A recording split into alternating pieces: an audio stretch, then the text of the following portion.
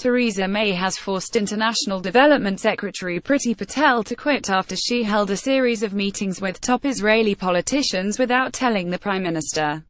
It ends days of speculation about the cabinet minister's position after she broke protocol to meet politicians, including Israeli Prime Minister Benjamin Netanyahu, without informing Downing Street.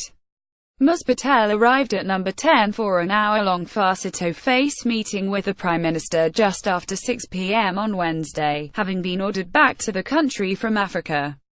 Earlier in the week, it had appeared she might avoid being pushed out after disclosing details of the meetings and apologizing to Ms. May.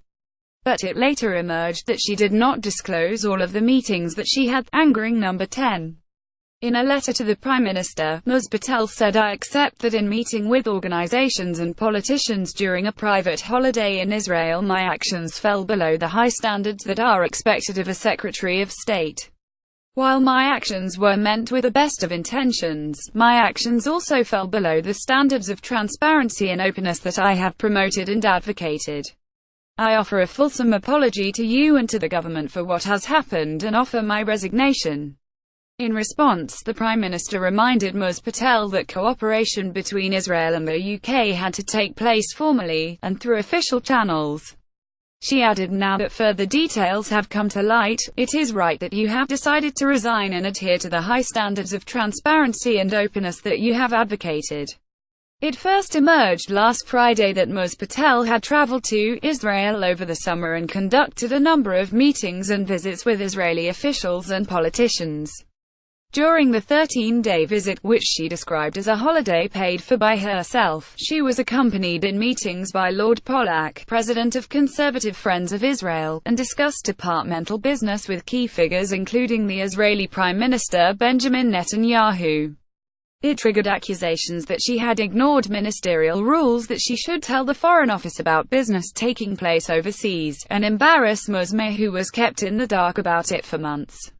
When the trips emerged, Ms. Patel initially told the reporter that Boris Johnson's Foreign Office had been informed, but later admitted in a statement that it was not. Theresa May under pressure to sack Boris Johnson and Priti Patel over humiliating errors. Ms. Patel also publicly apologized and accepted that she had not acted in accord with her usual procedures, and was forced at a meeting with Ms. May to set out all of the appointments she had in Israel, 12 in total. Her public contrition appeared to have saved her political career, but over the next 2 days details of her trip and other meetings emerged that had not been shared with Ms. May.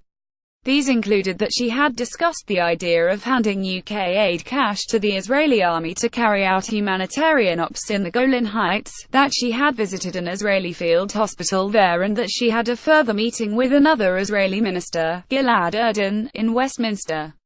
Ms. May met Israeli Prime Minister Mr. Netanyahu without knowing he had met one of her cabinet ministers earlier in the year. Getty Images, with opposition politicians calling for Ms. Patel's resignation and Ms. May's own actions being called into question. The new revelations and further embarrassment they caused sealed the minister's fate. More about Theresa May. Priti Patel reuse content.